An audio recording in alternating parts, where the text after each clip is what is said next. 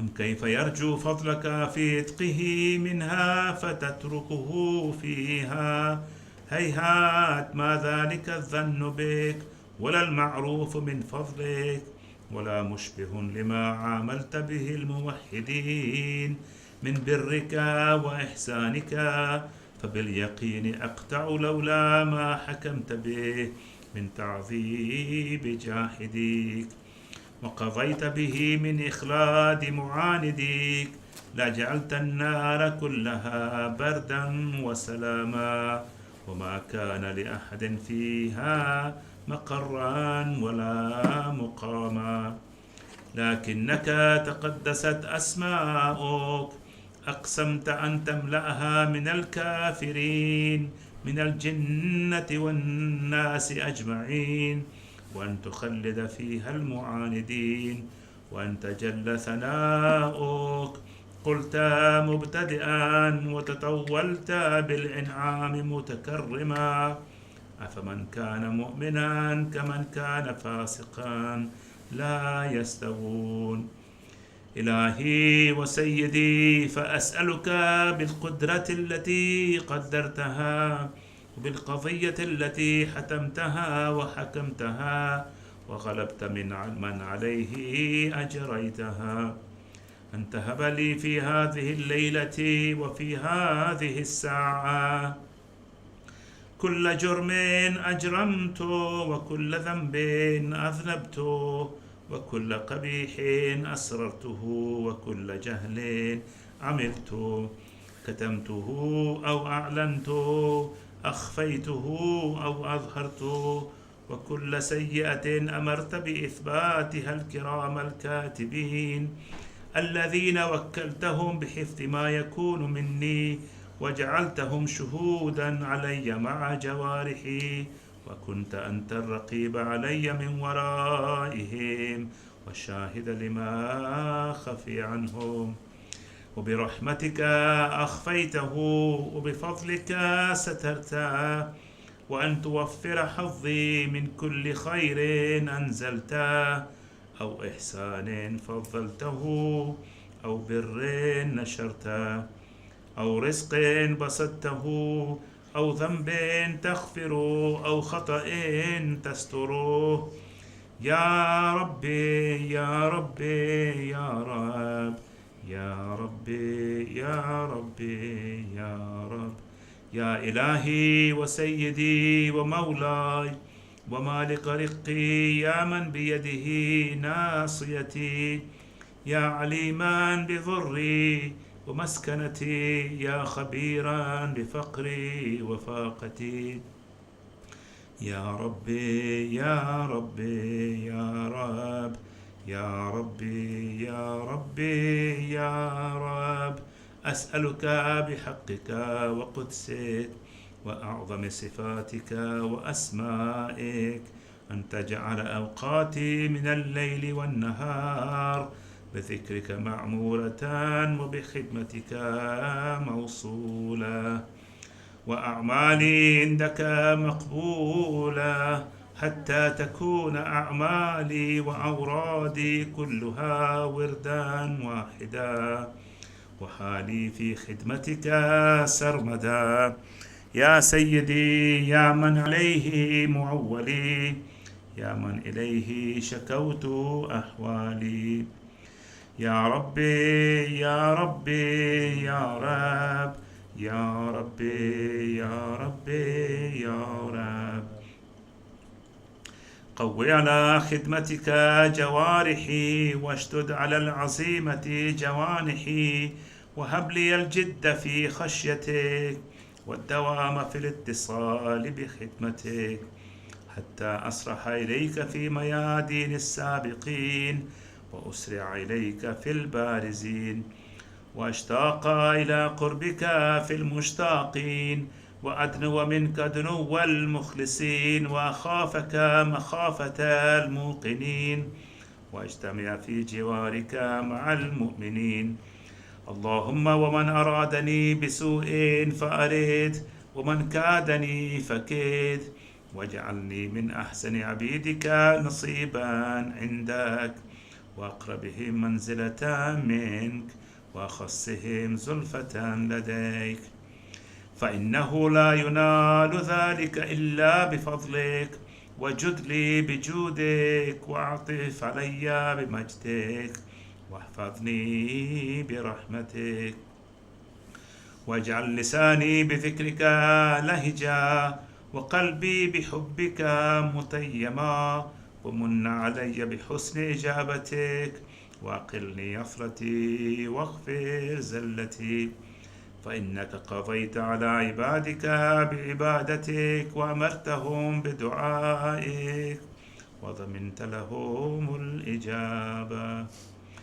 فإليك يا ربي نسبت وجهي، وإليك يا ربي مددت يدي، فبعزتك استجب لي دعائي، وبلغني مناي، ولا تقطع من فضلك رجائي، واكفني شر الجن والإنس من أعدائي.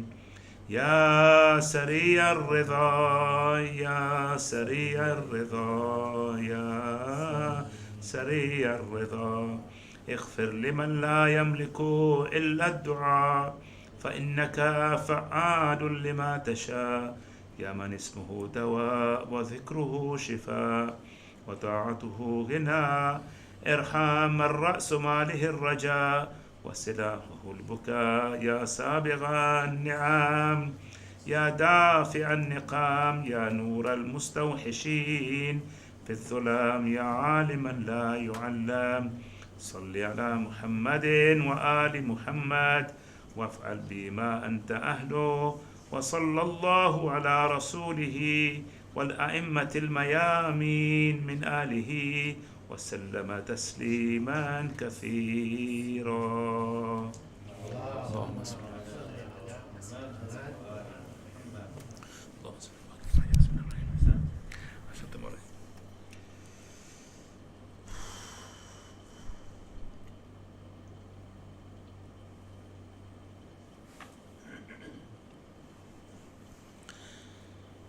أعوذ بالله من الشيطان الرجيم. بسم الله الرحمن الرحيم. ياسين والقرآن الحكيم، إنك لمن المرسلين على صراط مستقيم، تنزيل العزيز الرحيم، لتنذر قوما ما أنذر آباؤهم فهم غافلون، لقد حق القول على أكثرهم فهم لا يؤمنون. إنا جعلنا في أعناقهم أغلالا فهي إلى الأذقان فهم مقمحون، وجعلنا من بين أيديهم سدا ومن خلفهم سدا فأغشيناهم فهم لا يبصرون. وسواء عليهم أأنذرتهم أم لم تنذرهم لا يؤمنون، إنما تنذر من اتبع الذكر وخشي الرحمن بالغيب، فبشره بمغفرة وأجر كريم. إنا نحن نحيي الموتى ونكتب ما قدموا وآثارهم، وكل شيء أحصيناه في إمام مبين. واضرب لهم مثلا أصحاب القرية إذ أرسلنا إليهم 2 فكذبوهما فعززنا بثالث فقالوا إنا إليكم مرسلون. قالوا ما أنتم إلا بشر مثلنا وما أنزل الرحمن من شيء إن أنتم إلا تكذبون.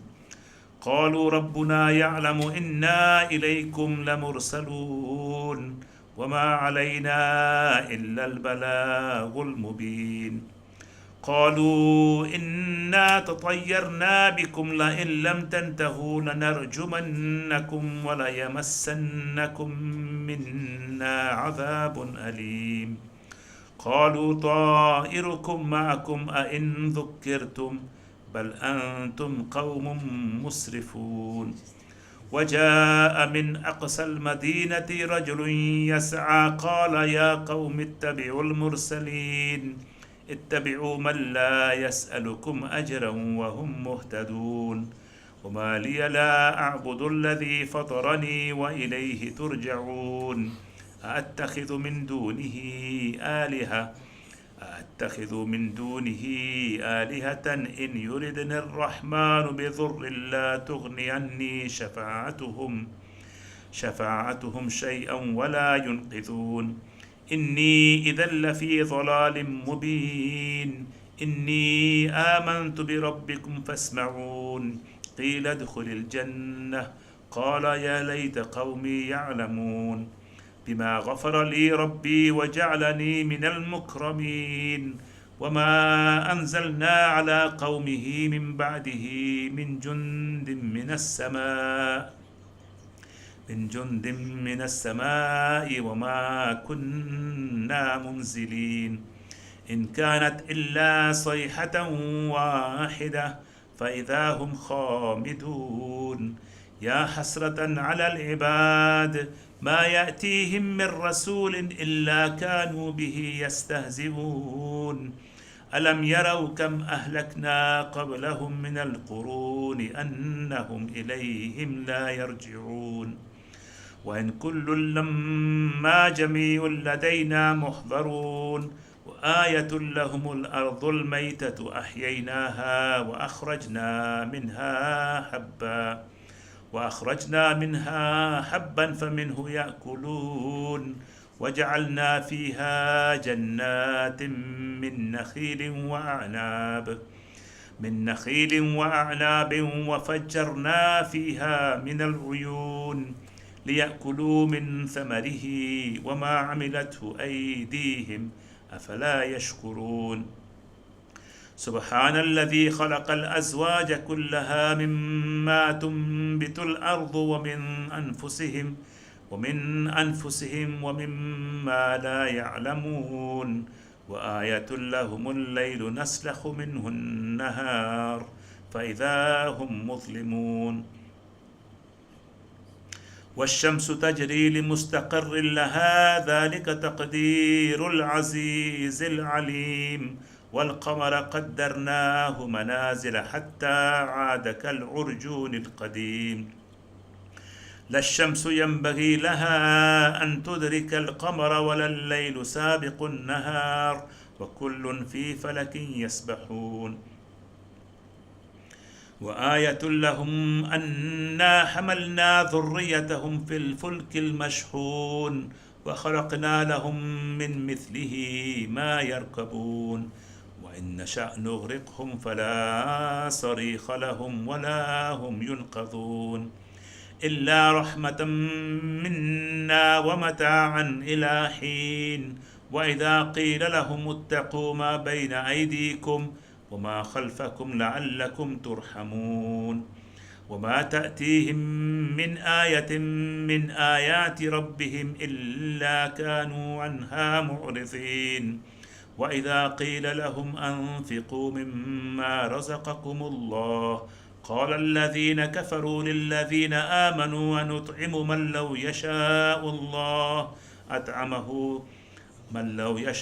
الله أطعمه إن أنتم إلا في ضلال مبين ويقولون متى هذا الوعد إن كنتم صادقين ما ينظرون إلا صيحة واحدة تأخذهم وهم يخصمون فلا يستطيعون توصية ولا إلى أهلهم يرجعون ونفخ في الصور فإذا هم من الأجداث إلى ربهم ينسلون قالوا يا ويلنا من بعثنا من مرقدنا هذا ما وعد الرحمن وصدق المرسلون إن كانت إلا صيحة واحدة فإذا هم جميع لدينا محضرون فاليوم لا تظلم نفس شيئا ولا تجزون إلا ما كنتم تعملون إن أصحاب الجنة اليوم في شغل فاكهون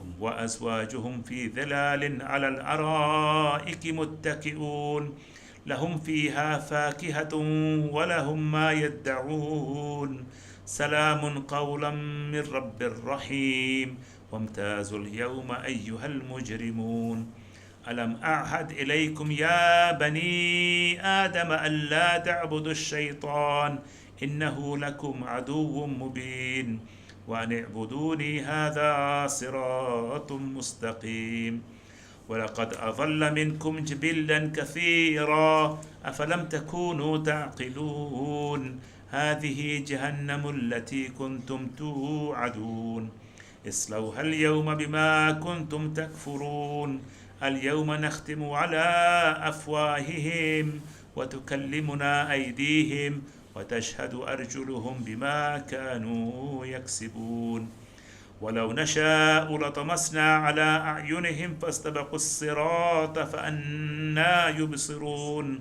ولو نشاء لمسخناهم على مكانتهم فما استطاعوا مضيا ولا يرجعون ومن نعمره ننكسه في الخلق أفلا يعقلون وما علمناه الشعر وما ينبغي له إن هو إلا ذكر وقرآن مبين لينذر من كان حيا ويحق القول على الكافرين أولم يروا أنا خلقنا لهم مما عملت أيدينا أنعاما فهم لها مالكون وذللناها لهم فمنها ركوبهم ومنها يأكلون ولهم فيها منافع ومشارب أفلا يشكرون واتخذوا من دون الله آلهة لعلهم ينصرون لا يستطيعون نصرهم وهم لهم جند محضرون فلا يحزنك قولهم إنا نعلم ما يسرون وما يعلنون أولم ير الإنسان أنا خلقناه من نطفة فإذا هو خصيم مبين وضرب لنا مثلا ونسي خلقه قال من يحيي العظام وهي رميم قل يحييها الذي أنشأها أول مرة وهو بكل خلق عليم الذي جعل لكم من الشجر الأخضر نارا فإذا أنتم منه توقدون أوليس الذي خلق السماوات والأرض بقادر على أن يخلق مثلهم بلى وهو الخلاق العليم إنما أمره إذا أراد شيئا أن يقول له كن فيكون فسبحان الذي بيده ملكوت كل شيء وإليه ترجعون صدق الله العلي العظيم صلوات الله وسلامه على محمد وآل محمد وعجل فرجه.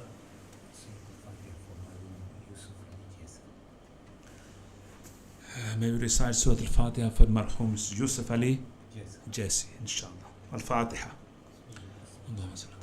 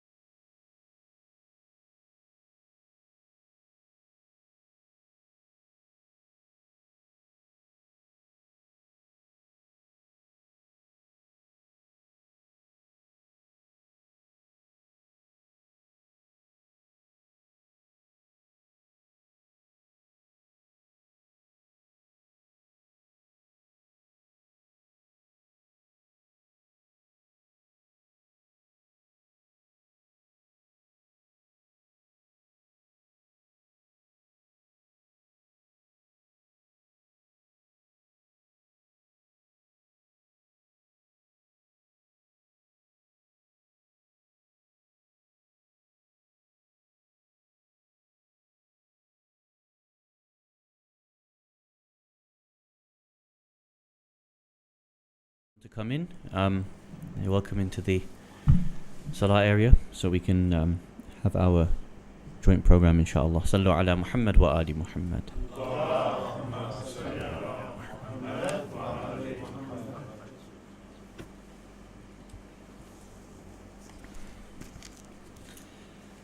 So the same as last week, the opening verse for our series is Surah An-Nisa, chapter number 4, verse number 29. Chapter number 4, verse number 29. We will be using it for our discussion tonight as well, inshallah. So if you want to have it open, then we can utilize it as before.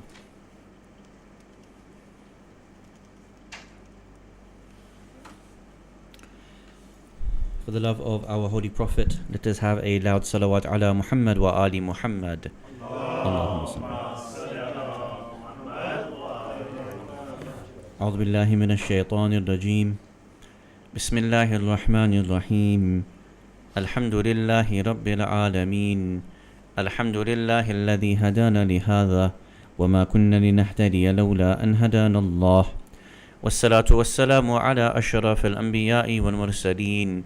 خاتم النبيين سيدنا الممجد بشير المصدق المصطفى الأمجد محمود الأحمد أبي القاسم محمد اللهم صل على محمد وعلى أهل بيته الطيبين الطاهرين المعصومين ولعنة الله على الظالمين من الأولين والآخرين أما بعد فقد قال الله سبحانه وتعالى في كتابه المجيد وفرقانه الحميد وقوله الحق بسم الله الرحمن الرحيم يا أيها الذين آمنوا لا تأكلوا أموالكم بينكم بالباطل إلا أن تكون تجارة عن تراض منكم ولا تقتلوا أنفسكم إن الله كان بكم رحيما آمنا بالله صدق الله العلي العظيم صلوا على محمد وآل محمد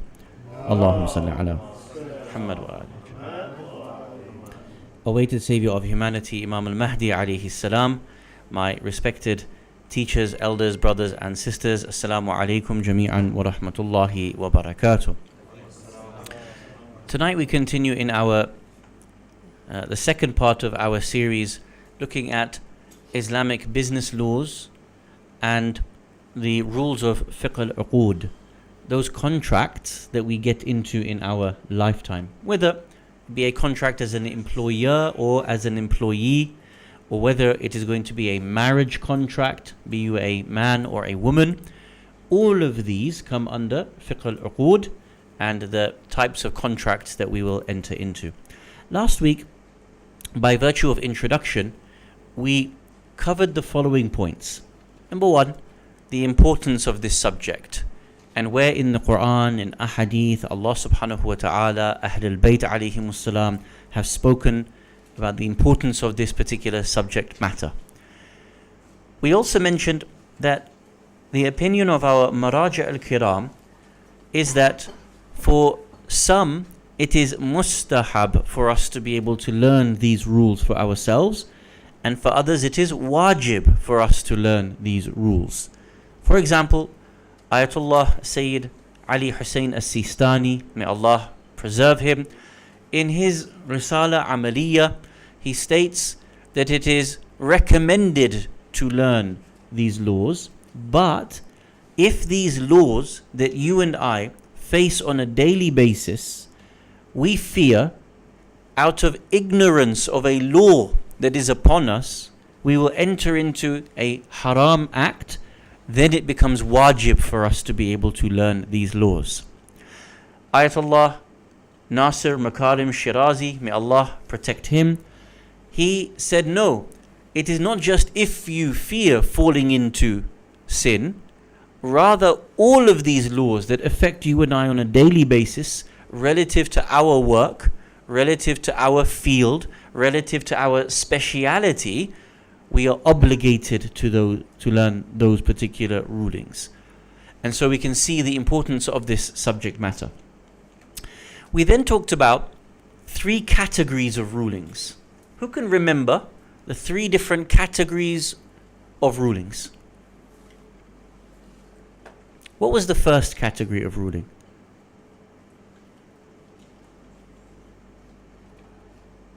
Any of the 3. Who can remember any of the 3 categories of the rulings?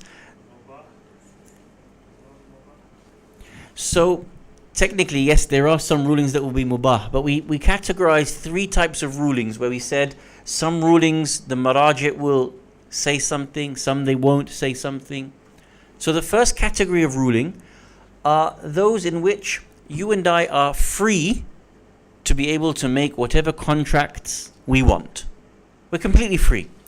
And it's based upon this verse from Surah An-Nisa, verse number 29, that as long as there is taradi baynana, as long as we are consenting, we are satisfied that we have entered into this contract or we have entered into this commitment, whatever those stipulations are, we are happy with that. Allah subhanahu wa ta'ala gives us the freedom to be able to act. So the first type of ruling are those which are with taradi. Taradi means consent and satisfaction. The second type of ruling will be when the maraji' provide us with a principle. And they say, here is the principle. We cannot tell you whether you fall within the principle or outside of it. You, as the person making the contract, or you, the businessman or woman, or you, the community, have to understand whether this is falling within the principle or outside of the principle. So for example, last week we introduced one of those principles by name. Qa'idat gharar. Gharar was what? Risk. Not just risk. Undue risk. A type of risk that is so risky that rational people would find it unacceptable for you to perform this type of risk. Gharar. This is a principle. Now the marja is not an expert in business. The marja is not a specialist in the commodity that you are purchasing. He or she cannot tell you this falls within gharar or not. All they can say is, there is the principle of gharar. This is the second type of ruling. The third type of ruling was where the maraji' will actually give you a specific law and say this is permissible or not permissible. This is makruh, this is mustahab, or whatever it may be. And last week we looked at one example. Advanced payments. Bay' as-salam. Do you remember? So we said a person wants to purchase something 3 months in advance, 6 months in advance, whatever it is. It has to have certain conditions. You need to know what you're purchasing. It needs to be specified in its quantity. It needs to be specified in its quality, in the date in which it is reaching you, in the value of it. Because if you don't specify those things, it falls into the problem of gharar. It's too risky. You're purchasing something, you haven't specified what you're purchasing. Now, of course, none of us would do that, really, I would hope to think. No business person is going to say, I'm purchasing 3 months of supplies for my business in advance. It's going to come, but I don't specify a date. Or I don't know what the quality is of what I'm purchasing. But here it's a simple example of how to navigate between the 3 principles. The first, that you have taradi, that you have consent. Second, that there is a principle. And third, that you have to have certain rulings that will be upon you. What we'll do tonight, inshallah, is we will do 2 things. Number 1 is we will just expand on some of those principles. We'll mention maybe 4 or 5 of those principles so that at least you get to know those principles. And then what we'll try to do is apply those principles into different areas of common life when we purchase things, when we sell things, when we engage in contracts. We will look at, number 1, who can make a contract. As an example, Nazir, with his age, is he allowed to be able to make a contract? Can he independently buy and sell? Can he make himself a will? Can he go into the shops and buy something? If yes, to what extent? Can Nazir buy a PlayStation for his room? Why not? We'll talk about this. The second thing is, if you want to withdraw from a contract, let's say you've purchased something, you're no longer happy with it, you want to return it back to the shops. What are the Islamic rulings on when you can return something and when the seller can accept or dispute your returning something? This is quite important. Constantly you and I are buying and selling, and sometimes we return home, we find that what we purchased isn't what we wanted, isn't fitting.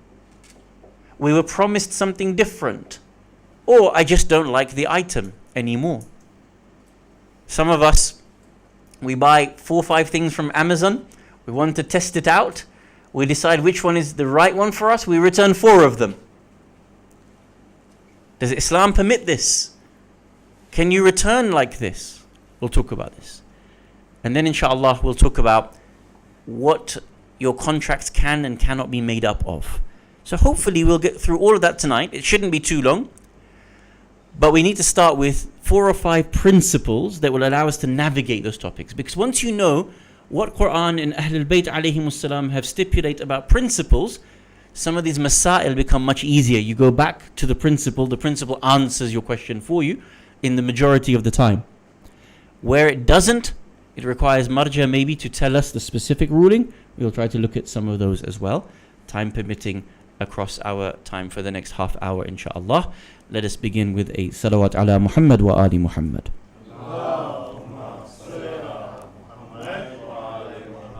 So I'm going to ask you to open up your phones or the notepads that you brought with you, and I want you to be able to write down maybe 4 or 5 principles that are principles in fiqh, what are known as qawa'id fiqhiyya.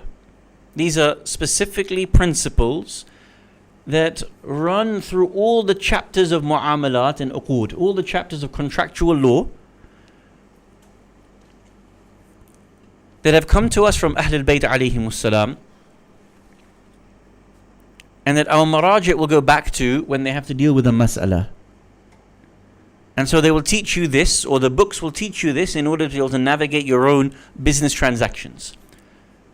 I'll give you 4 or 5 very briefly, and as the weeks go on, we'll expand on them inshallah. So don't feel like if you don't know all about it tonight, we will try to be able to move forward. Principle number 1. الناس مسلطون على أموالهم. People have a right and an authority over their own wealth. Principle number 1. You have the right to be able to spend whatever you want. Principally. Remember, this is a principle, yes? Principle number 1. الناس مسلطون على أموالهم. People have authority over their own wealth. Principle number 2.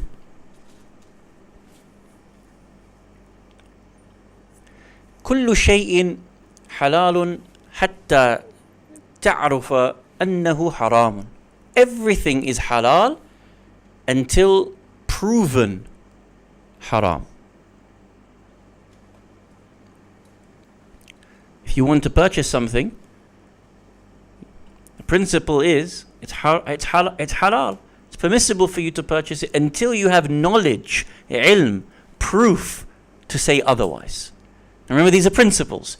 You walk into a butcher, is everything halal for you? No. You need to know the opposite, don't you? Because you're talking about a specific now, the food that you are consuming. But by and large, the principle stands that whatever you want to purchase, it's halal for you. You don't need to go and ask so many questions that's going to put you into difficulty. It's permissible for you to buy things until you know otherwise. Principle number 2. Principle number 3. قاعدة الضرر. Prophet sallallahu alaihi wasallam said, لا ضرر ولا ضرار. Islam does not occasion harm. Islam does not occasion harm. What does this mean? Islam does not permit harm to come to you through your transactions or your transactions to cause harm to others. If your transaction or the contract that you're going to engage in leaves you open to serious harm or abuse, at that point your contract is invalid, or the contract can be broken. Similarly, if you try to create a contract that harms another person's rights, immediately the contract is batil, even if you consent, even if they consent. This is called qa'idat dharar, no harm. Principle number 3. Principle number 4, the one we mentioned last week and earlier on, qa'idat gharar. Islam does not occasion undue risk, illogical risk.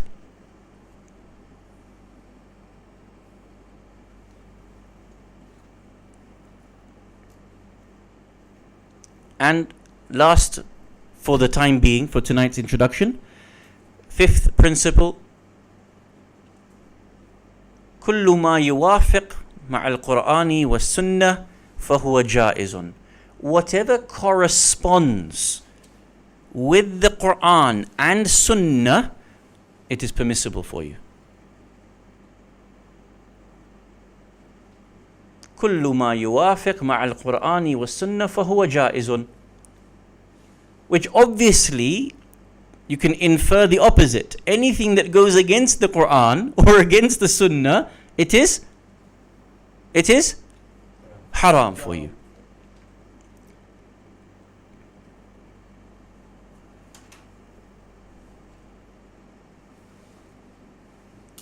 Now these 5 principles, there are many, many more, but I'm giving you 5 because it's actually really useful. These 5 are very foundational to fiqh al-mu'amalat, the laws of transactions and contract law. A lot of our questions, a lot of our disputes, a lot of our own protections in business and contracts can be answered by one of these 5 qawa'id, principles. Make sense? At this point, are there any questions just about these 5?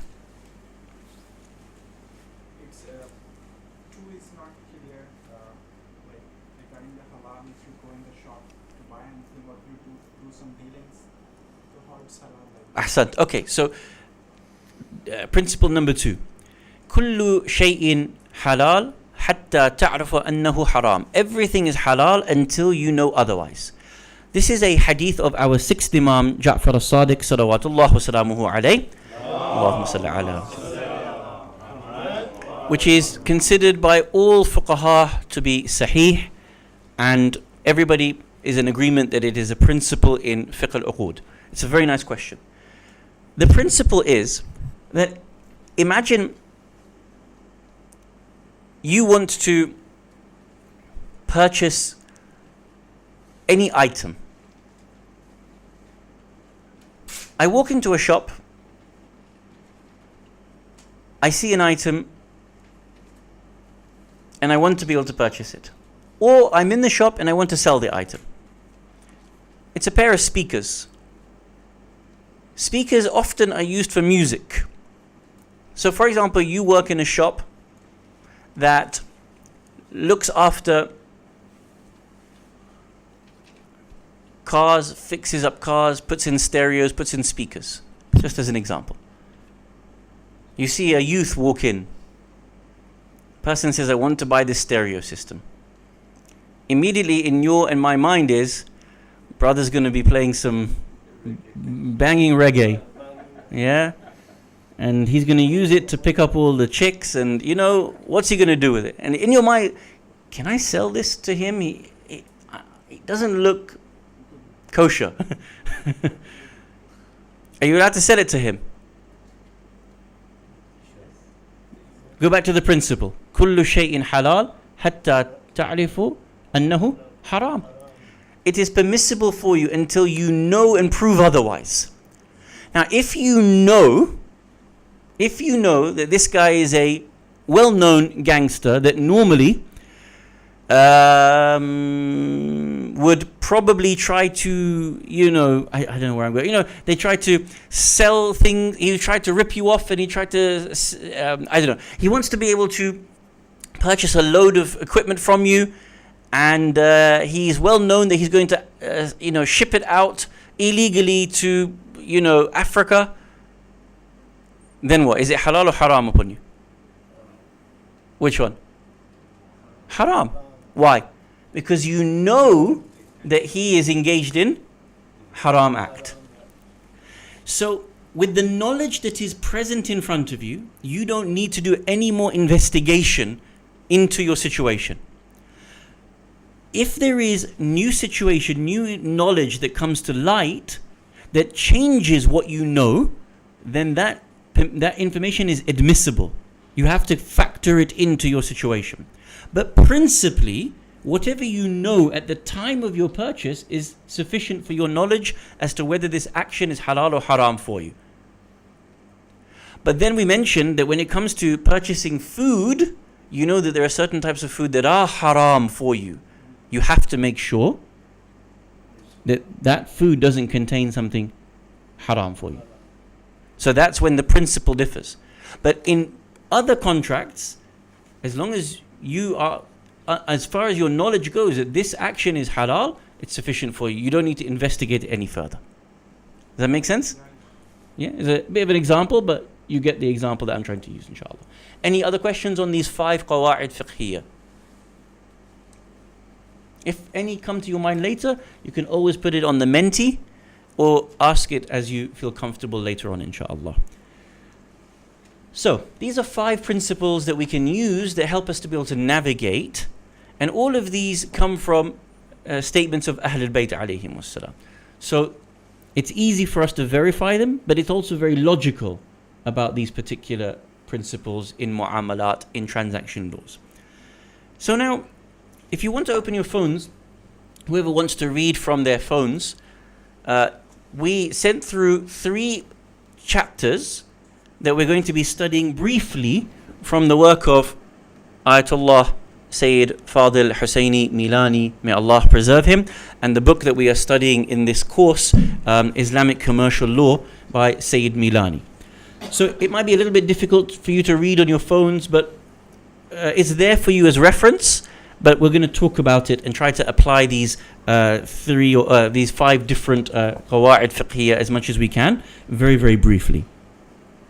So the first section we talked about in the, not the printouts, but the attachments for you, was who can make a contract, right? Now you can see on page 1 there that there are 5 conditions to anyone who wants to make a contract. There is debate on the meaning of all of these, and you can always go into nuance. But principally, it should be fairly sufficient for you, these 5 principles. Number 1, the person should be of puberty or the ability to distinguish what he or she is purchasing, which we'll come to in a minute. Number 2, they should be sane. Sorry if anyone is here and you are insane, it is haram for you, or rather your contract would be invalid. Yes, I'm going to assume everybody here is sane. Number 3, you have to have full awareness of the contract you're making, the implications of the contract that you're making. You have to be conscious that you're making this contract. For example, God forbid if you were drunk, God forbid if you had hit your head and were feeling dizzy, are you fully aware of what you're doing? No, you're not. So the contract is invalid, it's batil from its very foundation. But similarly, to its nth degree, you have to be aware as to the things that you are signing up to. Especially to the extent of your obligations. If you are signing up to something that you don't understand, normally we would say you have to get a lawyer to be able to explain it to you. From the Islamic perspective, if you sign up to something without understanding your duties within it, it can be that the contract is going to be invalidated from its foundation. Number 4, free will. Meaning, you cannot be forced into something. Now, there's a lot of nuance around this. But we don't need to go into too much because largely speaking it won't affect us. But if you imagine, if you are living in Iraq during the time of Saddam would literally come, his goons would literally come to Shia areas and say, what's your house worth? What's your house worth? Let's just say for the sake of it, it's worth 100,000. He would say, I'm going to offer you 50,000 and you have 1 week to leave. And this is how he used to get rid of Shia out of areas in Baghdad, areas, until those areas were completely. Is it permissible for you to accept that deal at half price based on coercion? These are masail that were very real masail that come about. But principally, you have to have free will in what you're doing. You cannot get married, you cannot enter into the aqdun nikah without your free will in doing so. You cannot enter into any contract, employment or employee unless you have free will that you're signing up to what you are signing up to. And lastly, that you have ownership of that item or guardianship or authorization. So, can you sell something that's not yours? You can actually. We'll come to that in a... If you guys were shopkeepers, if I was having a conversation with shopkeepers, sometimes, let's say it's Dhuhr time. So you say to the next guy, the next shopkeeper, listen, I'm going to go off for 20 minutes. I'm going to go pray my salah. Can you look after the shop for me? It's not his items. I come along and I want to purchase something for you from the market, from your shop. Samir wants to purchase it, sell it to me. Can he do it? It's not his item. It doesn't belong to him. Can he do it? Yes, he can. But there are extensive rulings as to what this means and what its implications are. Let's say you sell it to me. He comes back. Rashid uncle comes back. And he said, I'm not happy with the price that you sold it for. What happens now? Is it upon you to make up the shortfall? Is it upon me? Is it upon him? All these come about. If you were shopkeepers, I would go into that mas'ala in detail because you would need it. So if anyone needs it because this is your business, then let me know and we can talk about it in detail. Principally, you must be the owner of what you are selling. In some secondary circumstances, Samir can sell Rashid's things to me in his absence without him even knowing about it. Those are secondary rulings. As you can see here, the principle is no, you must have ownership over it. Let's just talk about number one, maturity. My friend Nazir is sitting there. How old are you? 11, mashallah. Nazir, does dad allow you to go into Tesco and buy anything that you want?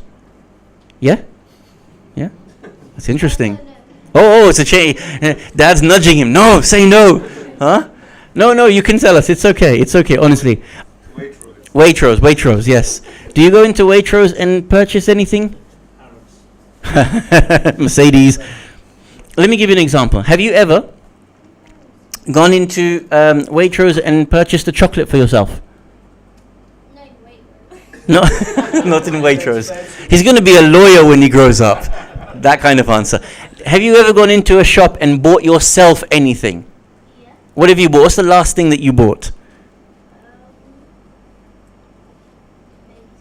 Maybe sweets. Ahsant, good answer. Is there anything more expensive that you've bought? So for example, have you ever bought yourself, I don't know, a £50 Lego set? Okay. Can you in Islam buy a £50 Lego set? You yourself, can you walk into the entertainer and purchase it? You think so? That's good. Okay, excellent. So here we have a real mas'ala. Can someone who is not baligh make independent transactions? For example, as simple as a small purchase or even a large purchase. Can a non-baligh person make a wasiyah, testimony? It might be that there's certain things that belong to him. He wants to be able to say, look, God forbid, I have an illness, I'm going to pass away. Can he make a will that's binding in Sharia? Can Nazir get married? He's looking really worried now, huh? Can you see? Now, we know, especially in certain Muslim countries, that there will be young children that are getting married. They're not yet baligh. The parents marry them off, and then once they become baligha, for example, it becomes consummated. Are they allowed to do that? You see here, what did the contract say? Requirements for contracts. Number 1, you have to be mature. We're talking about Islamic maturity here, baligh. And number 4, you have to have free will. The boy and the girl have to have entered into the contract themselves, not be told by your parents, by the way, you're now married. How many times has it happened in India, in Pakistan, in East Africa, in Arabia, till now? Let's be honest. Every moment of every day it's happening. Are they mature? No. Are they doing it out of free will? No. Birthday comes along, mashallah, you're baligha now. By the way, you two are married. True or not? It happens every single day. And then immediately they enter into a marriage, and that's all they know of. See, these rules can be very real to very different people depending on their circumstances. So now, there are many ahadith from Ahlul Bayt alayhim wassalam that deal with the issue of whether a baligh person can or cannot make any transactions, contracts. And what we talk about here is, if you are mumayyiz, a discerning child, sabi al-mumayyiz, you're not yet baligh, you're not baligh, are you, Nazir? But if he's discerning, what does discerning mean? Discerning means he or she knows right from wrong in the context of the thing that they're doing, and they are mature enough to be aware of the purchase that they're making and the value of the transaction that they're getting involved in. Some maraji' allow sabi al-mumayyiz, a child who is discerning, capable of displaying a degree of independence, they allow Nazir to be able to engage in contracts for himself. Some maraji' say he can do minor contracts independently. Some maraji' say his guardian has to oversee the contracts that he's engaged in. So,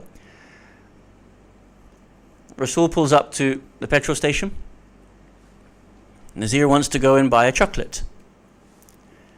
Some maraji' say it's not permissible at all for him to go in and purchase a chocolate. Some will say as long as dad is in the car and aware of what's going on, it's permissible. Some will say he's independent. Rationally, he can make this decision for himself. It's his 50p, it's his money. He can decide to go and purchase a Snickers. But nothing more than very simple transactions. Okay, so I'll mention some of the maraji' and what their opinions are. As an example, a child is permitted to make transactions with the permission of his guardian. Allam al-Hilli, Ayatollah Sayyid Kadhim al-Yazdi, and in our era, Ayatollah Sayyid Muhsin al-Hakim, grand marja of his time, said a child who is discerning can make transactions with the permission of the guardian. Ayatollah Sistani's position. Mas'ala 2090 in his Risala Amaliya. Ayatollah Sistani says, to conduct business with a child who is not baligh and who makes a deal independently of his guardian, not baligh and independent of his guardian, it is invalid, it is void, except if it is of a small value. Yeah? If it's a really small value, your child can do what they want to be able to do that. In cases in which transactions, children are normally able to discern. But if a discerning child is accompanied by his guardian and accepts the confirmation of the deal, whatever the transactions are, the child can do. Nazir, if he's discerning, can go and purchase himself a nice Mercedes as long as Rasul is with him. Okay? Make sense? So sometimes we have our kids, they're purchasing things, they might go to school, they want to buy a raffle ticket, they want to go in and buy something. When I was young, when I was 10, 11, 12, if I had won a competition, a Quran competition, I might have got £50, £100, I would go and spend it on an item for myself. Was I allowed? You see? These are real masail. Others... Excuse me, why if the parents, insane? then it will become on the guardian. So the guardianship goes father and then paternal grandfather. All right, they're not around then. Yes. It will fall on one of the guardians to be present. As long as one of the guardians is there, they can accept the transaction on his behalf. Other marajih say, assuming the intelligence of the sabi al-mumayyiz, the child who is discerning, and their ability to make a correct contract, they can do so on their own accord. And those include Ayatollah Jawad Mughniya, whose book we were studying last week, and Ayatollah Sayyid Muhammad Taqi al-Mudarrisi of Karbala. Nazir, in this example, as long as it's proven he has a good track record that he has made savvy purchases and doesn't blow all his money on sweets in one day, he can go and make his purchases within relative reason. So this is who can make a contract. Any questions?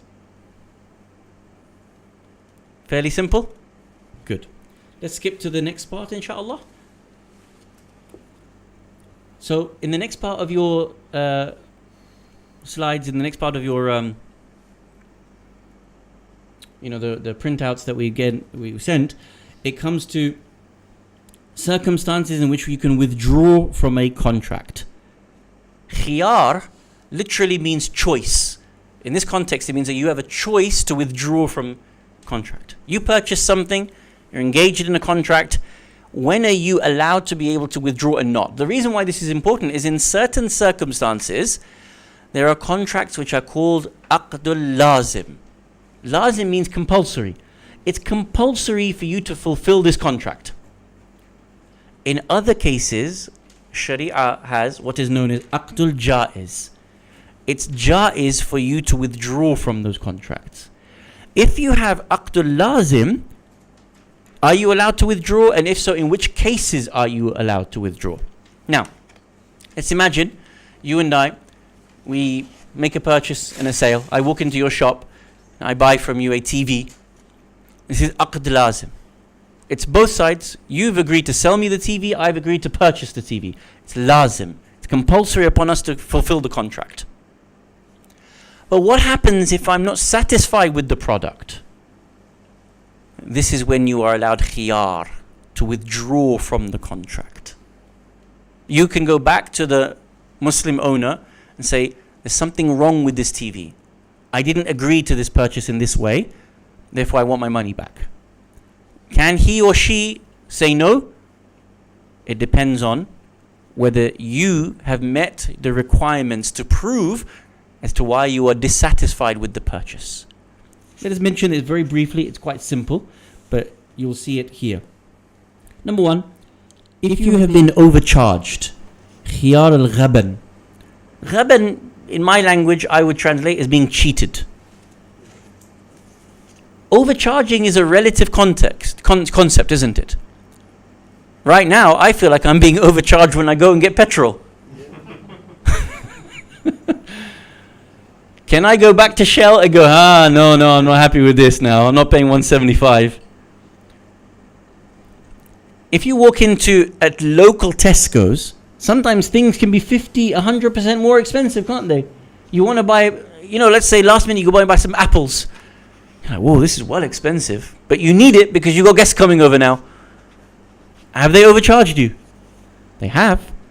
Are you allowed to say that I want my money back? No. Why not? Because you already know it's expensive.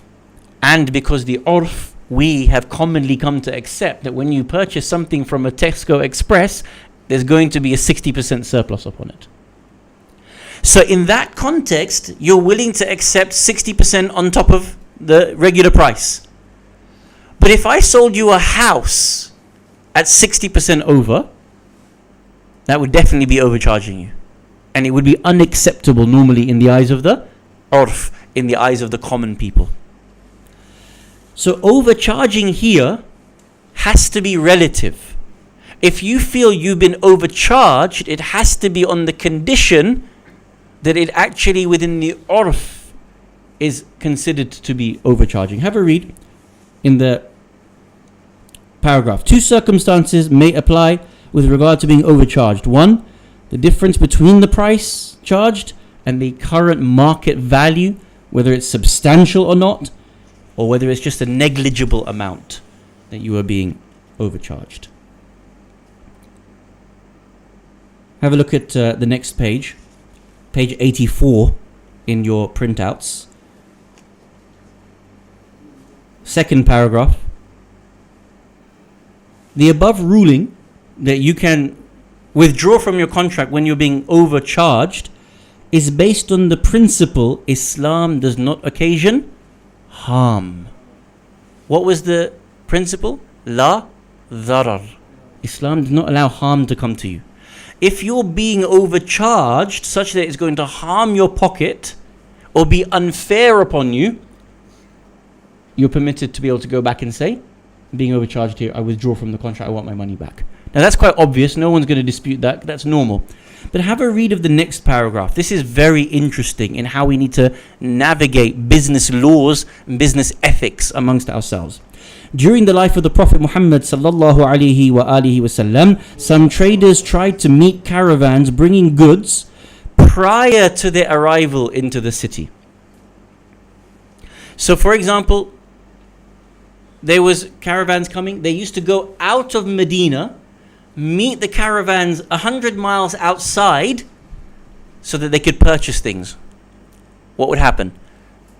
The people bringing the caravans back didn't know what prices were going to be acceptable in Medina.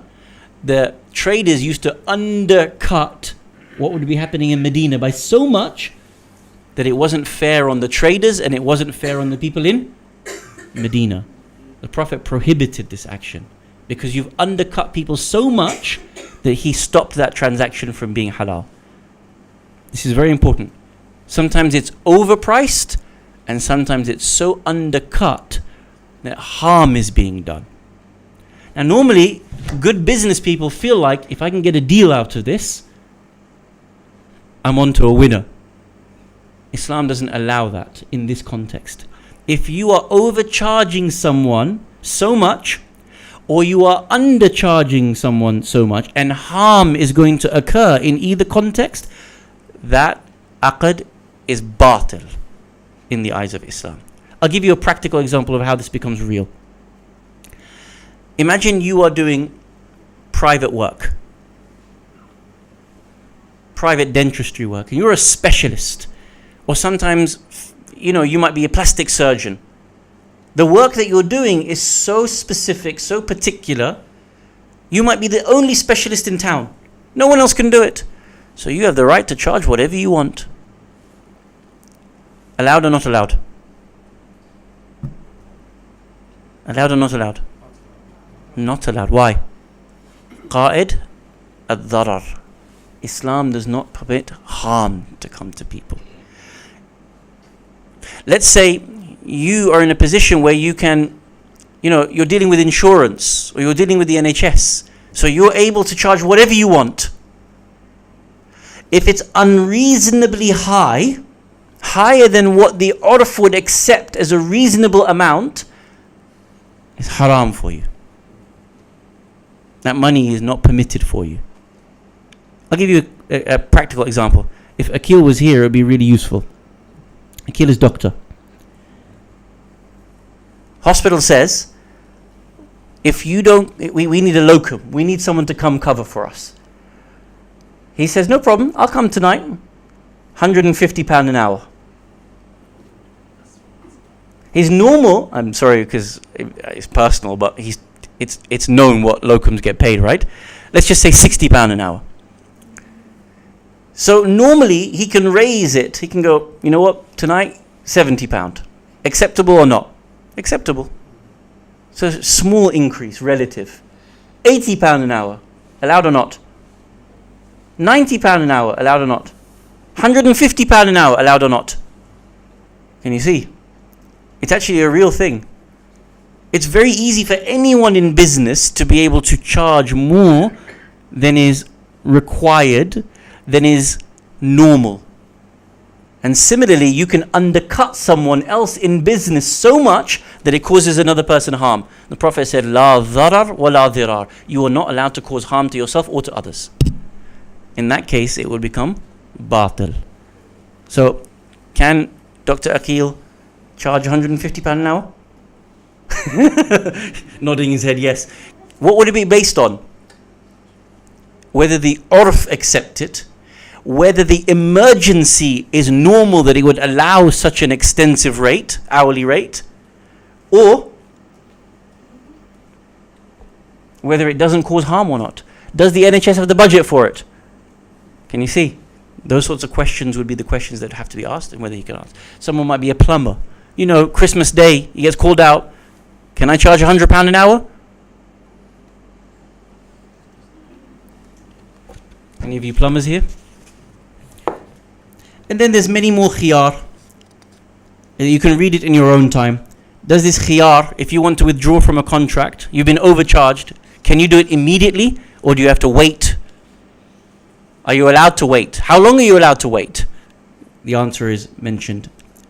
Khiyar at-tadlis, deceit. If someone has been deceitful upon you, you can withdraw from the contract. Khiyar al-aib. If there is a defect in what you have purchased, you can withdraw from the contract. Khiyar al-ru'ya, page 89. If you've seen the item and then they send you another item that is not the one you specified, you can pull out of the contract as you want. All of these are normal things for you to be able to do. And then the last is chapter number 8, which is from page 97 to 99, also in your printouts that have been sent to you, that the terms and conditions in the contracts. You are not allowed to be able to make a condition that is against the Quran or against the Sunnah. For example, when a person is getting married, the husband or the wife make a condition upon the other? If I'm getting married, can I say to my future wife, we'll marry, but I don't want you to wear hijab? Can I put that into the aqd al-nikah? Can I put that into the contract? No, I can't. Why? It's not within the Quran and Sunnah. It's against the Quran and Sunnah. Can, for example, the wife, when she's making a contract with me, say,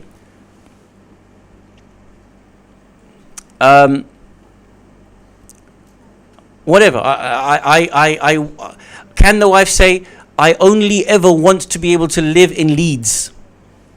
Can the wife say, I don't want ever to be able to be moved out of the UK? I don't want to be moved to India, for example. Can you see? These are questions that might come up in real terms.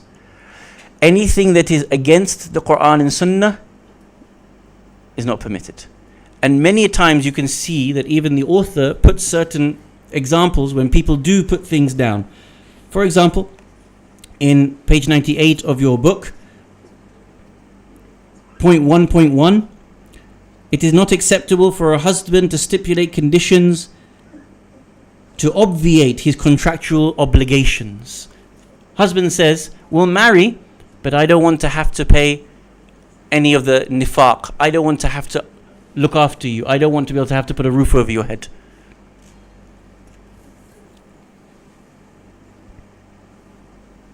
Similarly, in 1.3, Ibn Bukair narrates on the authority of Imam as-Sadiq alayhi salam, he was told about a prospective wife who, in exchange for getting married, wanted to exercise control over their sex life, right to divorce, and wanted to release her husband from paying mahar. Can a wife stipulate these things in the contract? No, she cannot. Similarly, the husband cannot stipulate things that are against the Quran and the Sunnah. So what was principle number 5 that we said? قواعد فقهية. كل ما يوافق مع القرآن والسنة فهو جائز. Whatever is in line with the Quran and Sunnah, it is permitted for you, and whatever is against the Quran and Sunnah is not permitted for you. So tonight, inshallah, we have looked at these 5 qawaid and how to be able to apply them in certain very simple ways. We asked who can make a contract. We asked when are you allowed to break a contract, withdraw from a contract, and what can you stipulate within a contract. In the book, you can find all the reading that gives you a little bit more than I have provided you, but at least for tonight, it gives you some insight as to how you are able to make and break a contract. And inshallah, it provides you with enough for tonight. And then I'm sure there are questions that are going to come. I leave the floor for you to be able to discuss whatever you'd like. Walhamdulillah Rabbil Alameen. Wa salli ya Rabbi ala khiratika min khalqik Muhammadin wa alihi at-tahirin.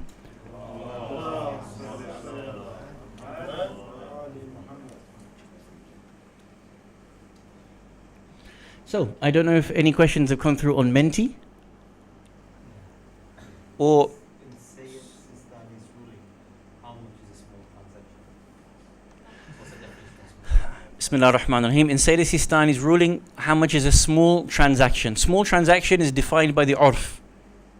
If you are living, for example, in Dubai, small transactions might be slightly increased. What people relatively consider to be small, because their cost of living is higher, their standards of living might be higher. You yourself may be a very affluent family. What's ordinary purchase for you as a really affluent family in Dubai might be something 50 or 100 pounds. Whereas someone living here, for example, a small purchase may be what Nazir mentioned, some chocolates, some sweets. So Sayyid Sistani would refer you back to the urf and your own family unit and what is common for you in your circumstances. Nice question. Anything else on Menti? If a wife says, I will marry you only if you don't take me to Pakistan, would you say that's a good reason to? I can't say if it's a good reason or a not good reason to. The question is it legally permissible for her to make that stipulation? Firstly, is it against, well, let's go back. If the wife says, I'll marry you, but you're not allowed to take me to Pakistan, for example, in this question, is it permissible or not permissible for her to make that shart, that condition in the contract? Firstly, principle number 5, is it muwafiq with the Quran or is it against the Quran? Is it against the Quran or Sunnah? Did the Prophet ever say, you cannot take someone to Pakistan? No. So number 1, it is not against the Quran and Sunnah. So if she wants to make that condition, she can make that condition. It's allowed. If in the urf, this type of condition was unacceptable, unreasonable, aqliyan, then maybe the marja might interject and say, this is irrational. It's not permissible to make an irrational demand, shart, stipulation in a contract. If it is not irrational, then there's no problem with her making that contract, that stipulation in the contract. It's not going to invalidate the contract, and it's upon you to, if you accept the contract, it's wajib for you to uphold the contract. For example, in around Saddam days, one would say, I can't live there because of the situation. Then that's a different situation. That's rational. She's fearing for her safety. If, for example, I don't want to go back to Pakistan because you and your family have a history of forcing women, their family members, to stay in Pakistan against their will, then she can put that condition in the contract. If it's in Saddam's era and there's war, violence, threats of, God forbid, rape, and her safety is at risk, what was the second principle, third principle? Qa'idat la dharar. So does her principle Is her stipulation because of the potential harm upon her? Yes. Is it rational for her to make that stipulation? Yes. Are you allowed to potentially do something that puts her into harm's way? No. Therefore, it would be jaiz for her to put that particular condition in the contract. Can you see? It's relative. That's why I said go back to these 5 principles. The first one was, is it yuwafiq ma'al Quran and Sunnah or not? Second, is it contravening dharar or not? And you would get your answer. Can a wife stipulate for the husband not to do muta while married to her? Can a wife stipulate for the husband not to do mut'a whilst married to her? Yes, it is permissible. It's against the Quran. The Quran that is. So, mut'a is not wajib upon you. Yeah? So, if she puts in the principle, put in the stipulation into the aqd that she does not want you to do it, it does not go against the Quran. The Quran makes it permissible for you to do mut'a. It doesn't make it wajib for you to do mut'a. So for her to say, I don't allow you to do this, it is permissible for her to put the stipulation, and it's permissible for you to accept the stipulation as well. But isn't she? But you're actually changing it because the religion gives the option. So for example, 4 marriages. Yeah. So how can that someone go against that principle? Although I'm not sort of. Yeah, advocating, yeah. But the reason for that, if Islam allows you, and who are you then put a condition upon the opposite person not to abide by Because you are both free to be able to accept conditions in life that limit you in certain ways. The same way, if you remember principle number 1, what was principle number 1 amongst the qawa'id fiqhiyah? الناس مسلطون على أموالهم. Do you remember that one? People are in authority over their own wealth. They're in authority over their own lives. Principally, you can dispose of your own wealth or your own being as you please, so long as it is not against the Quran and Sunnah. Against meaning asking you to do something haram. Are you allowed to do something that limits what is mustahab for you? Yes. Are you allowed to do something that limits something that is mubah upon you? Yes, you are.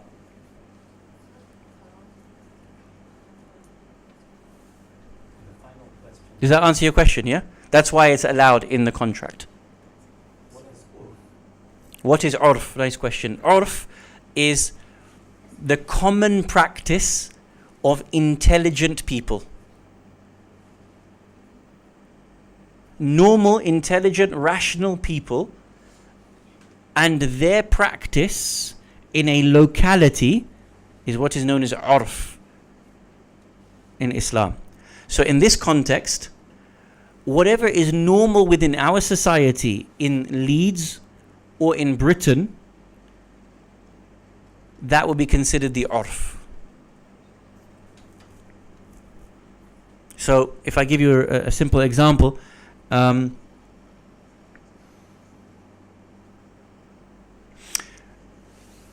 simple example.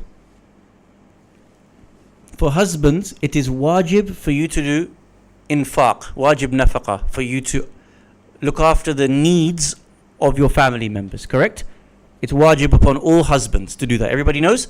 And wajib upon all fathers to look after the financial needs of their family members. The urf is relative. The amount that it's going to cost you in Leeds is different to the amount it might cost you in Bangladesh. So the urf would determine what the financial expectations are of a family unit per locality, per family. If you are a multi-millionaire and you marry a multi-millionaire, the expectation that that wife has is going to be here in terms of what is normal for her standards of living. Therefore, it is wajib upon you to do infaq to make sure your upkeep of her is at the level of the urf, what is relative to her standards. But if she was a very poor person in Bangladesh, the standards would be at the urf levels of Bangladesh, just as an example. For example, she moves from Bangladesh to the UK, the urf would be of the locality in which she The urf would be in the locality. She would know, if you move from Bangladesh to London, you could not keep her at Bangladesh standards. You have to then keep her at relative standards of London. Now, whether that's North London, South London, that's different. London. But you could not be allowed to keep her at Bangladesh levels of income and sustainability. In terms of what is wajib upon you, shelter, clothing, food, electricity, warmth, hospital bills, all of that you would be responsible for in the urf. Would you be responsible for your wife's education? No, because she's already baligha. Her emotional well-being, yes, you'll be responsible for her emotional well-being. Sheikh, I think we'll take this Last last question. question. So in the current climate, a shopkeeper have made forward purchase, so they purchased rice at say £5, but it's now retailing at £35. So can they raise their price to sell it at the current level, to take advantage of Okay, so I'll just repeat the question because there might be someone online. In the current climate, the shopkeepers have made a forward purchase, bay' as-salam. Can they raise the price of the food at all? Yes, absolutely you can. As long as it is not harming. Yeah. If you raise the price so high that it becomes unaffordable and unsustainable for ordinary people in your local community, then it goes against qa'idat la dharar, no harm. Islam does not permit you to do harm. At that point it would become haram for you to sell it at the exorbitant price. But if £35 is the normal price, you can purchase it for 5, sell it for 25, sell it for 35, whatever. What you can't do, purchase it at 5, sell it for 10, that undercuts everybody so badly that you destabilize the market, because that would also be dharar, harm. So you cannot overprice it so much and you cannot underprice it so much that it causes harm and instability to people's lives or the general economy. It goes for anything in your businesses, anything in your transactions. You might be dealing with tiles, marbles, you might be dealing with medicines, you might be dealing with anything. These are the principles that you would have to abide by. I have a question. Sure. So you enter into a contract, and it's haram because it's as explained against the Sunnah or the Quran. But you're not aware of this. What happens when you've gone into this contract, a marriage contract, and it's there? And then later you come to know of it. Then what happens? Brilliant. Go back to go back to the second principle. Which principle answers your question? So the question was, you've put a condition, a shart in the contract. At the time you thought it was halal, you later come to know it's haram. What's the principle? Everything is halal. كل شيء حلال حتى تعرفوا or تعرف أنه حلال أنه حرام. Everything is permissible until you know otherwise. So the moment you know otherwise, that shart would be dropped from your contract. The rest of the contract remains. But that one particular shart that was impermissible really in the reality with God, once you have come to know of it, it drops. So, for example, I think specifically. Okay, specifically, For example, a couple couple gets married. gets married. The husband stipulates you can't wear hijab, and the wife stipulates you can't keep a beard. Obviously, we know that that's haram from the beginning, but they stipulated this for. Once they come to know it, Once they come to know what? well, the urf here is subservient here to the specific principle. So we have an evidence. The principle comes first before the urf in this case. So once they come to know of it, their marriage contract remains a marriage contract, but that shart is no longer applicable. Or it was never applicable in the first place, but now they cannot enforce it upon one another. So him saying, I don't want you wearing hijab, and her abiding by it, agreeing to it, it was always invalid, But now that they come to know of it, it is invalid for them to be able to practice it. If they practice it now, it becomes a sin upon them, in which that they would then be responsible to Allah. Why?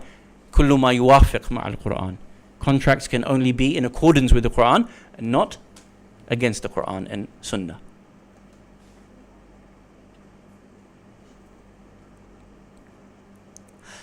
If the shart was foundational to the contract, in an aqd al-nikah, let's say, I say, you cannot wear hijab. Is that contract essential to the aqd al-nikah or not? Yes or no? You understand what I mean by essential? Does the aqd al-nikah continue with or without that shart that they've made? Yes or no? Yes. It's still a marriage, right? Irrespective. So in this circumstance, the shart drops. I mean, it's no longer applicable. In other circumstances, if your shart was essential to the contract itself, you and I are going to work with each other. We're going to make a business contract. I'm going to be the employer, you're going to be the employee, on the condition that you cannot pray your salah. Our working together is based on you accepting not to do salah, then the contract itself would be batil. In the case of the aqd al-nikah, the contract is still valid. It's the shart that drops. So it depends on the contract in particular and what contract is being made and what is essential to the contract and what is secondary to the contract or incidental to the contract, as to whether the contract drops or the shart drops. Make sense? Yeah? Inshallah. Okay. We'll conclude with one line of gham for Imam alayhi salam, as it is Thursday night, and we have dedicated this majlis to one of our marhumeen that passed away only a few hours ago, yesterday morning.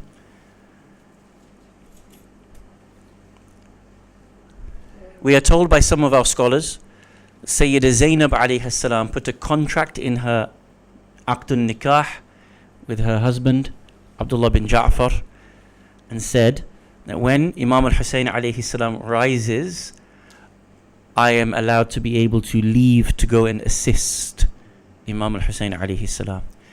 Had this been impermissible for her to raise, she would never have raised it. If this had been impermissible for Abdullah to accept, he would never have accepted it. But both of them accepted this. It is said that with this permission, she was able to go and support Imam al-Hussein alayhi salam based on the stipulation in her contract. You can imagine that when she returns back from Karbala, back from Kufa and Sham, the state that Zainab alayhi salam is in.